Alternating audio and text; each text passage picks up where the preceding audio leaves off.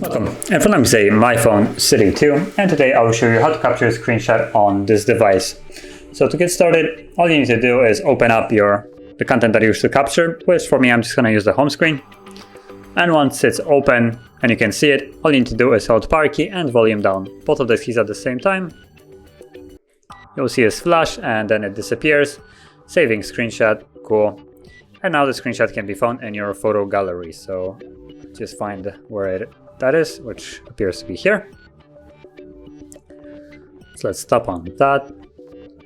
Not interested in backups, keep off.